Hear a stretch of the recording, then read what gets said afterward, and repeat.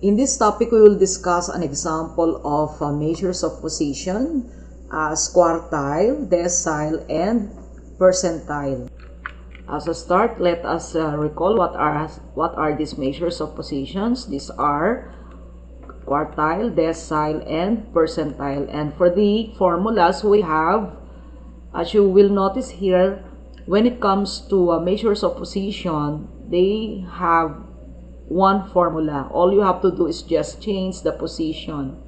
So if you are looking for the quartile, this is just divided by 4. So third quartile means 3 times n divided by 4. So if you are looking for the second quartile, it should be 2 times n divided by 4. Similar with decile, just simply divided by 10. So if you are looking for the fourth decile, this is 4n divided by 10. Or if you are looking for the fifth decile, 5 times n divided by 10. And for the percentile, it is the same thing. Just simply the divisor becomes 100.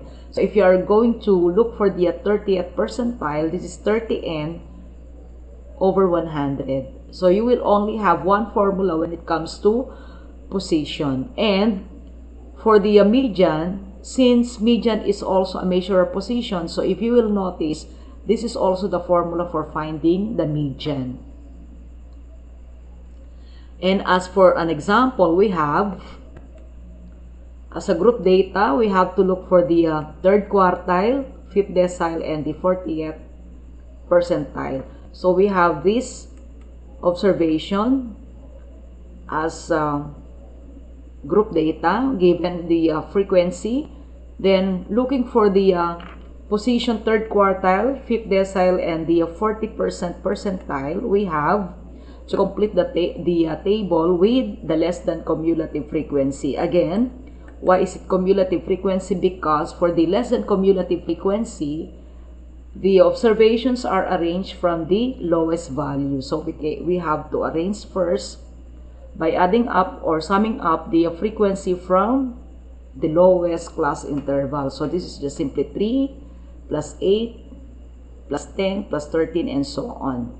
Then we can now locate the unknown. So let us start with the first unknown, which is third quartile. So looking for the position of the third quartile, this is 3 times 200. 200 is the number of frequency divided by 4. So we are looking for the 150th observation. So then, looking back for the table, this is the position of the 150th. Belong to 172 because it means that this class interval will start from 143 to 172. And then for the fifth decile, means this is 5 times 200 divided by 10. Then we are looking for the 100th value. And for the 40% percentile, it means 40 times 200 divided by 100. So we are looking for the 80th observation. So again, for the 100th value, which is the fifth decile, the location is at 107. Because it means that this class interval will start from 68 to 107. And for the 40% percentile, we are looking for the 80th observation. The location is also on this class interval because the 80th value is belong to this class interval. And then substituting to the given formula for third quartile, the lower class boundary will be 359.5 because the lower limit is 360, so minus 0.5, so 359.5. And the 3n over 4 is 150 minus the frequency before is 142. So this is the capital F actually. 142 multiplied by the class size, which is 30, divided by the frequency of the class. The class size is 150 to 180, so the difference is 30, or simply 180 minus 150. Frequency of the class is 30. So we have it here. By using your calculator, you will get the value of the third quartile as 367.5.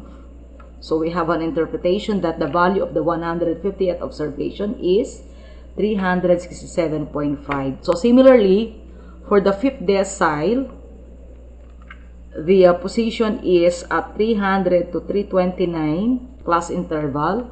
So the lower class boundary is 299.5. The cumulative frequency before is 67. Frequency of the class is 40. Class size is still 30.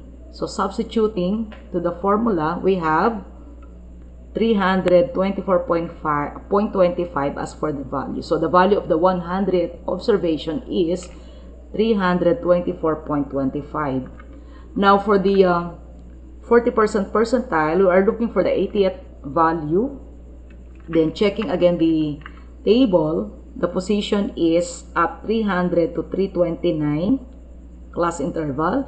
So the lower class boundary is 299.5. Frequency before is 67. And the frequency of the class is 40. The class size is still 30. 180 minus 50. So substituting to the formula, we have 299.5 lower class boundary. The value of 40n over 100 is 80. Before is 67. Frequency of the class is 40. Class size is 30. So we have the value as 309.25. So we have an interpretation that the value of the 80th observation is 367.5.